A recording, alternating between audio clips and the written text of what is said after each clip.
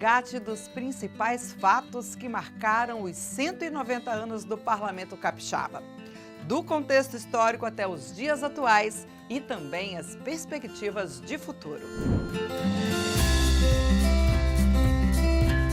Após a independência do Brasil, inicia um movimento para a primeira Constituição, outorgada em 1824 por Dom Pedro I. 10 anos depois, são criadas as primeiras Assembleias Legislativas Provinciais. Se chamavam assim porque os estados ainda eram províncias. Principalmente com o ato adicional, muitas atribuições que poderiam ser do Poder Executivo Central passaram para as Assembleias. Toda a vida municipal passava a ser regida pela Assembleia. Leis, orçamentos, nomeações. Só por aí você imagina o feixe de poderes que eram colocados na Assembleia Legislativa.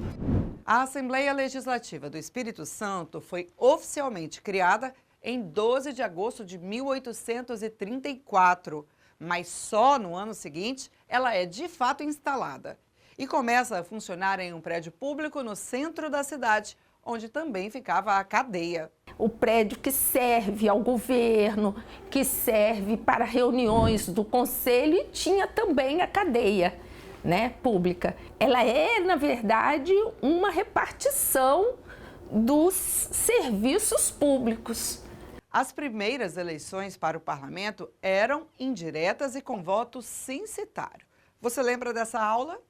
Havia uma exigência de renda mínima para que você fosse eleitor, chamado eleitor de paróquia, Então, esses eleitores de paróquia elegiam os chamados eleitores de província. O primeiro presidente do Parlamento Capixaba é o reverendo João Clímaco. Dos 20 parlamentares eleitos, outros 4 também eram padres.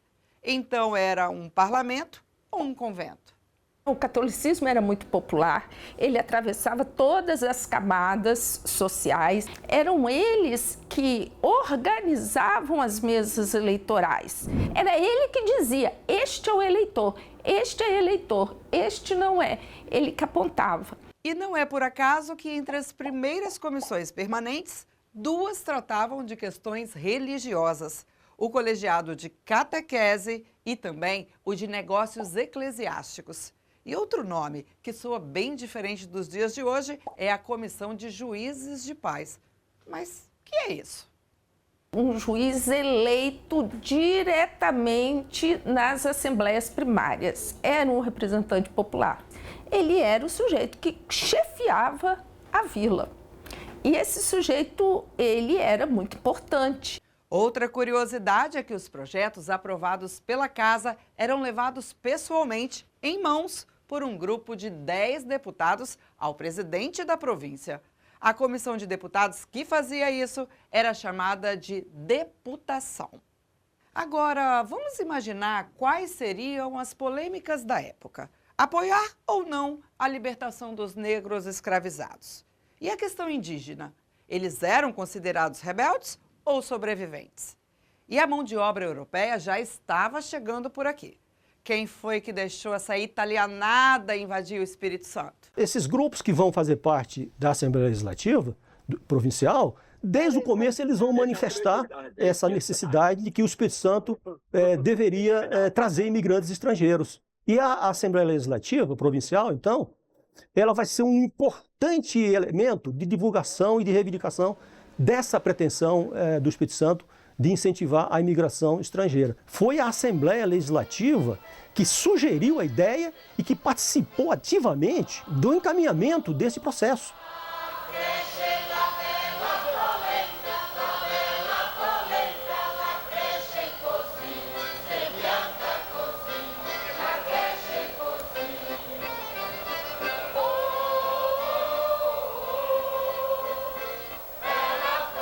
Tudo bom na gente, né?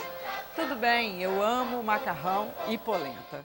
Agora, voltando à linha do tempo, o que rendeu palanque mesmo nos primeiros anos do parlamento foi a divisão de poder entre o sul do estado e a capital. Mais para o fim do Império, nós vamos ter uma disputa entre Cachoeiro e Vitória, no sentido do que em Cachoeiro começam a se formar grupos republicanos. E os republicanos daqui eram mais comedidos, vamos chamar assim, né? Agora, justiça seja feita. Foi pelas mãos de um cachoeirense que o parlamento ganhou uma sede própria em 1912. O prédio original era de 1606 e abrigava uma igreja. Foi reconstruído no governo Jerônimo Monteiro. É a monumentalização da política com o Jerônimo Monteiro, uma coisa que a gente ainda não tinha. Veja, o governo funcionava num prédio que foi dos jesuítas desde a época da colônia. A Assembleia funcionava numa sala de conselhos, muito ainda colonial. Essa feição colonial é que o Jerônimo Monteiro tenta destruir, porque o Jerônimo Monteiro ele tem um compromisso em dar ao Espírito Santo uma feição de república. E vamos de história dentro da história. Impossível contar sobre os 190 anos da Alice sem citar a Guerra do Contestado, um período de conflitos nas fronteiras entre Espírito Santo e Minas Gerais. Os dois estados alegavam erros nas divisas territoriais. Os cartórios não sabiam se atendiam à região de Minas Gerais ou ao estado do Espírito Santo. Havia o problema da bitributação, né? Ou seja, cobrança de impostos duplicados, tanto por Minas Gerais quanto por Espírito Santo. E havia também o problema do latifúndio, né? E das terras ditas devolutas, né? Ou seja, territórios que não pertenciam a ninguém, né? Acabou que a região dita contestada passou a ser alvo, né? Ou um epicentro de atração demográfica. Foi então que surgiu um Antônio Conselheiro Capixaba, um baiano chamado Udelino. Ele foi para a região com o intuito de dar aula, né? nas fazendas da região.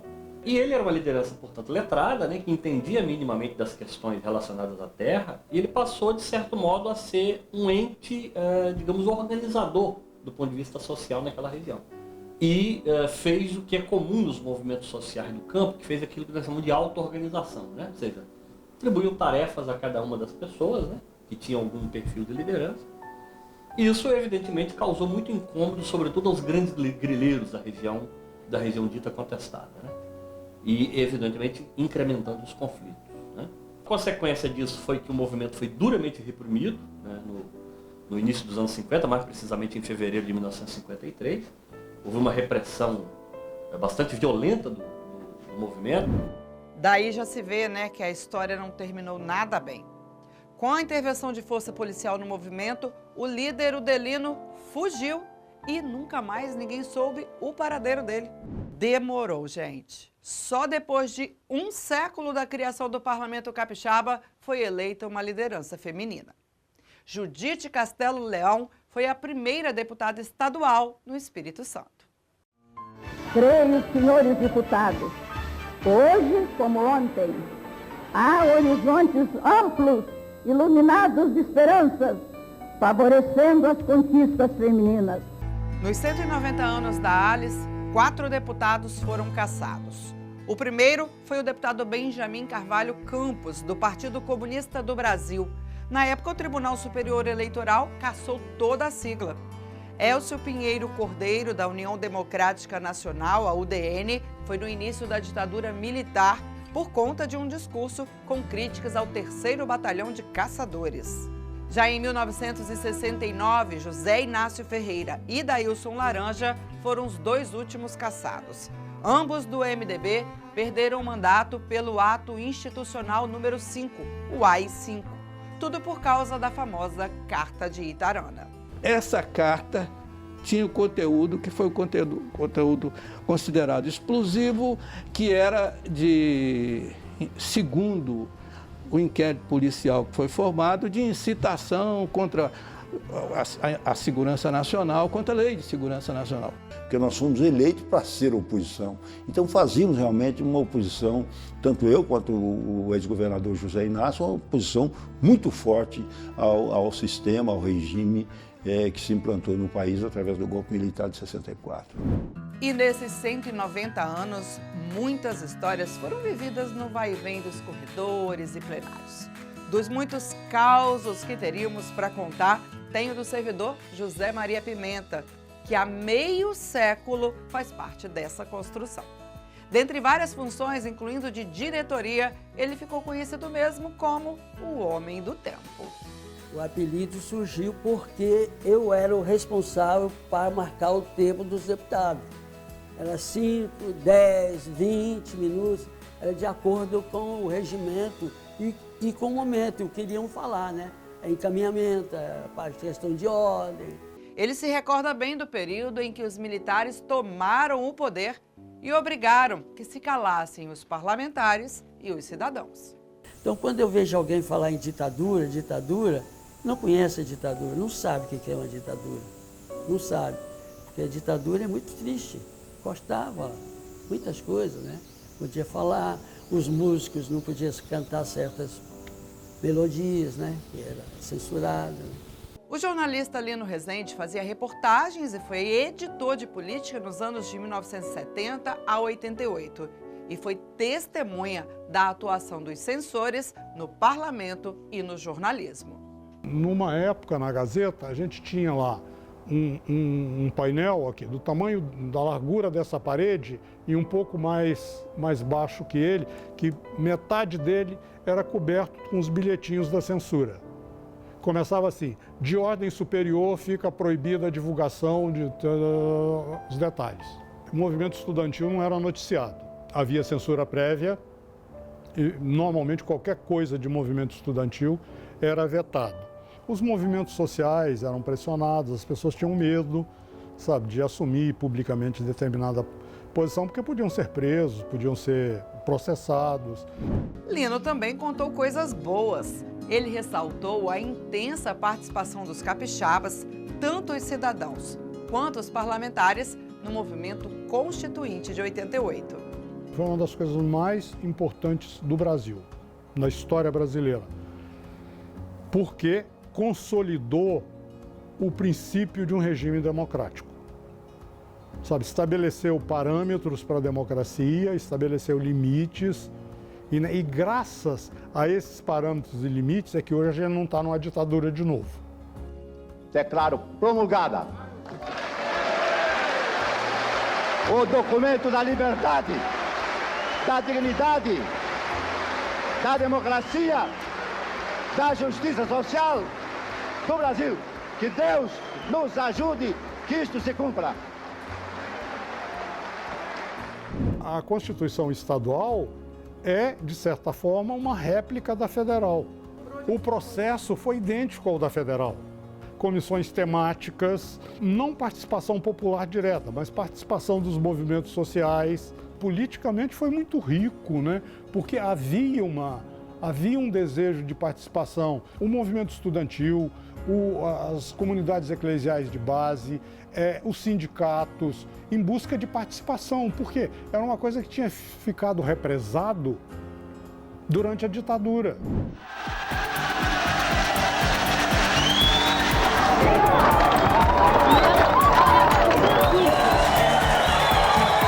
E o povo que andava longe do parlamento passou a pressionar por demandas de interesse público.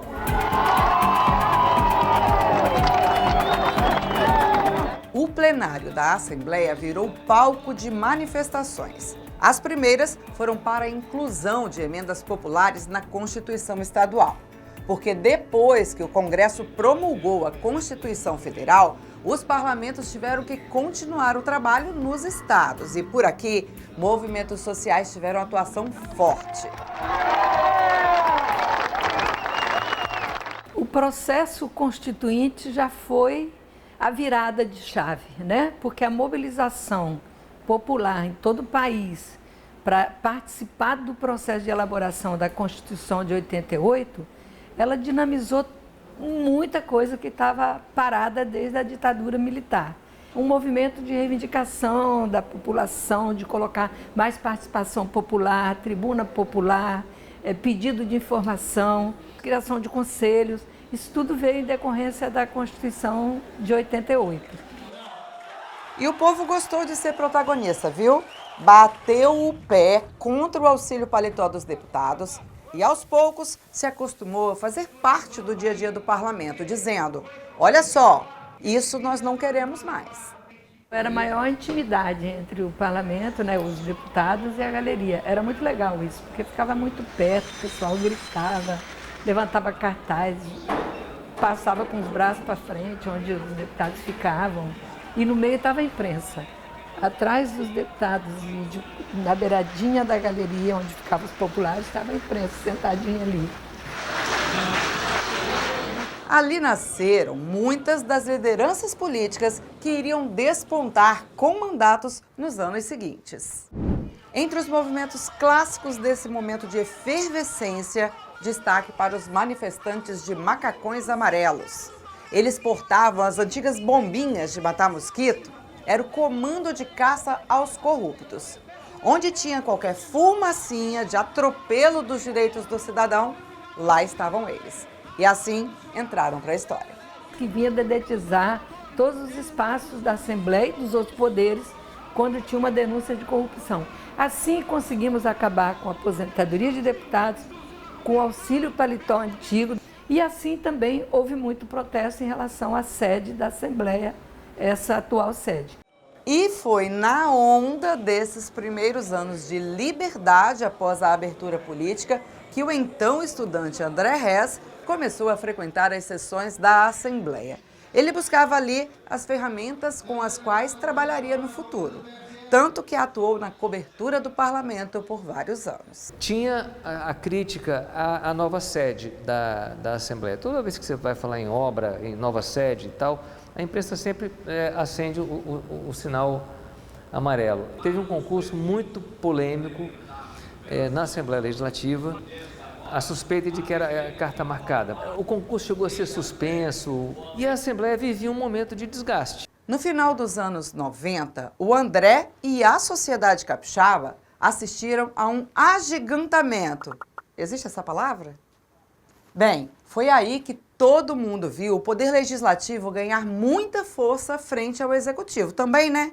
Governos seguidos foram fragilizados por endividamento, greve, muita greve, sem falar da perda do poder de investimento e a folha de pagamento atrasada. E muito atrasada, viu? Começou o que se chamou depois de hipertrofia do Poder Legislativo, ou parlamentarismo capixaba. Isso virou uma expressão corriqueira na política dos anos 90, na época, porque a Assembleia passou a ter muito poder e passou a ser o centro de poder, enquanto que o Poder Executivo se desgastava, perdia influência, perdia prestígio, em função, inclusive, do descontrole administrativo. E o André cobriu a inauguração do novo prédio da Assembleia. A imprensa não falava em outra coisa. Havia movimentos populares e ações judiciais contra os custos da obra. Tem uma ação na Justiça até hoje. Só sei que mesmo com as queixas sobre os custos, o prédio foi inaugurado. E a gente está aqui nele. Pensa na inauguração. O povo veio, a avenida foi fechada, teve gente que se arrumou tanto, mas tanto, que até inventou moda.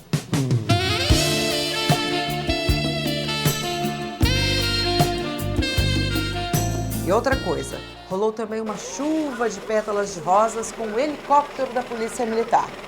Era para ser romântico?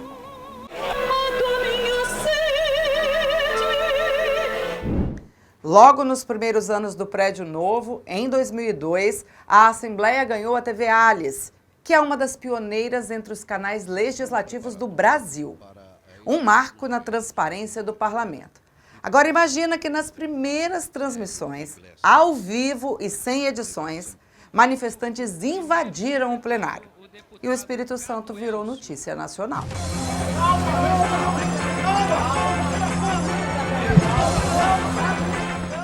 Com muito início de incidente aqui, o povo querendo entrar no plenário. Os manifestantes queriam impedir a posse da mesa diretora eleita na época. E sob muita polêmica, após decisão da Justiça, uma nova eleição foi realizada. Tudo como nunca antes na história desse país, ou melhor, nesse caso do Estado, sendo transmitido como num reality show.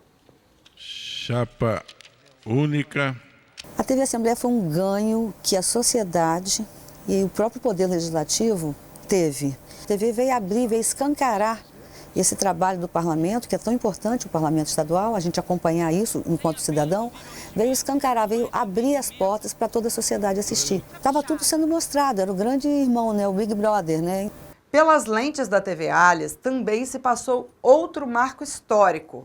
O Parlamento Capixaba foi um dos primeiros do país a derrubar o voto secreto. E fez isso antes mesmo do Congresso Nacional. Na primeira votação, a PEC foi aprovada por unanimidade. E demos um passo importantíssimo. E de lá para cá, a TV foi crescendo. E hoje a estrutura mantém 24 horas de programação no ar, em canal aberto. Está na palma da mão, está na televisão, está no YouTube. Na nossa programação, temos diferentes oportunidades de disponibilizar conteúdo. Além da TV, a Assembleia Legislativa se comunica com o cidadão por meio do portal de notícias e das redes sociais. A rede social hoje é um desafio para todos. Por quê? Porque é onde a população está. E a gente tenta ao máximo chegar até esse local com uma linguagem didática, com uma linguagem prática, com uma linguagem transparente. Vira e mexe, na hora da votação de algum projeto, o parlamentar manda o clássico. Com o relator. Mas afinal de contas, quem é o tal do relator e por que tanta gente quer estar com ele? A rede social é uma realidade que chegou para ficar, enquanto o poder público é um desafio constante e o que não falta é empenho da nossa equipe para poder entregar o melhor. A Alias é exemplo no país entre os parlamentos. Ficou em primeiro lugar entre as assembleias mais transparentes do Brasil. Então, o primeiro foco é a transparência, para o cidadão saber o que essa casa faz, o que ela está propondo, o que ela investe com o recurso que ela tem direito pela Constituição. Cada deputado tem um papel importante, cada comissão também tem sua importância e tudo isso está lá à disposição do cidadão, mas não é como uma agulha no palheiro, e sim, você procura e você vai encontrar. A Assembleia dos últimos 30 anos não mudou apenas a relação com a imprensa, mas com a sociedade como um todo. Hoje, a Casa, mais do que legislar, também presta serviços ao cidadão. O Espaço Assembleia Cidadã é uma iniciativa que reúne diversos serviços, como emissão de carteiras de identidade, PROCON e a Procuradoria Especial da Mulher.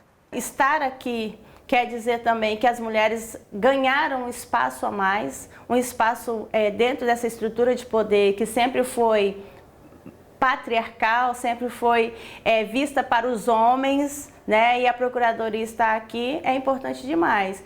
Tem também a Delegacia de Defesa do Consumidor, Biblioteca, agências bancárias e a Defensoria Pública. Sim, porque além de legislar sobre políticas públicas, aqui também é local para reivindicar que elas sejam colocadas em prática. Se a gente pensar a Defensoria Pública e também aqui a Assembleia, ela tem tudo a ver com esse exercício de direito. Agora para e olha essa cena. O cidadão que busca serviços também traz demandas. O estreitamento das relações das comunidades com o poder reflete, por exemplo, no dia a dia dos trabalhos dos colegiados permanentes e temporários.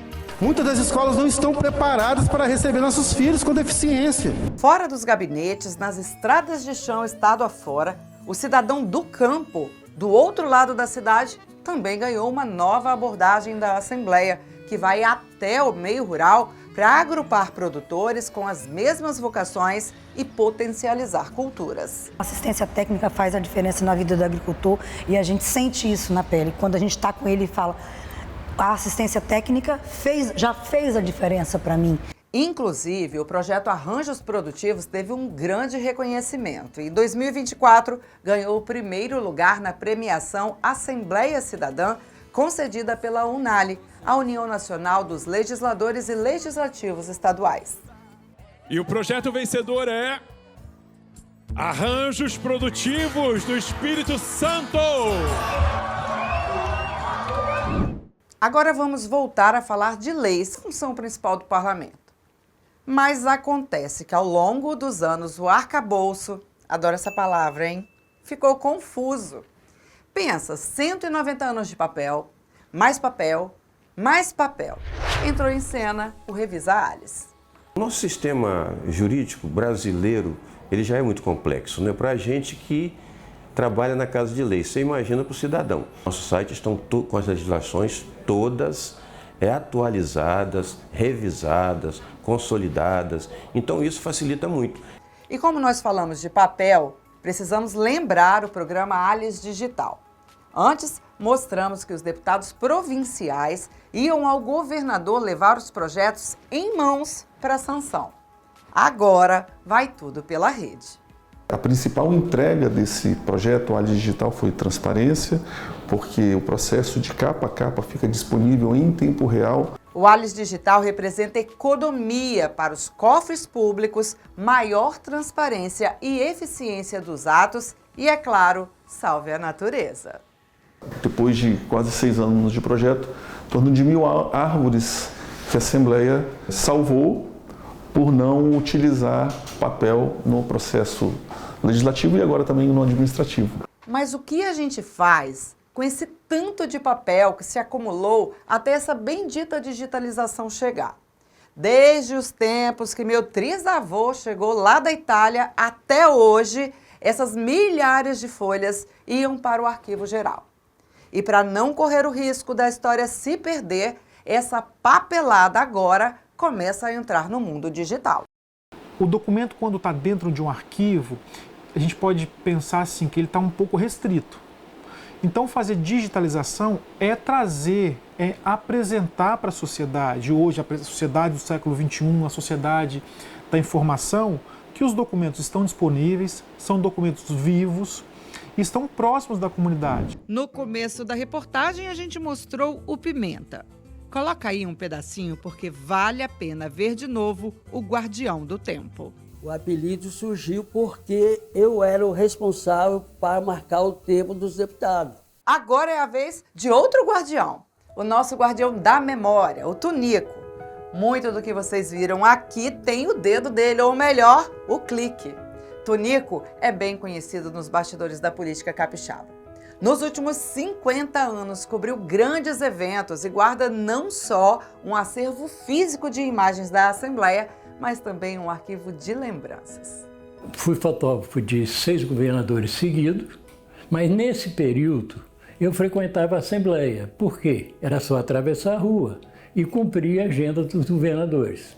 Então, aí veio o meu contato com a Assembleia Legislativa. Quando terminou o governo de Albuíno, eu recebi o convite para me apresentar na Assembleia Legislativa.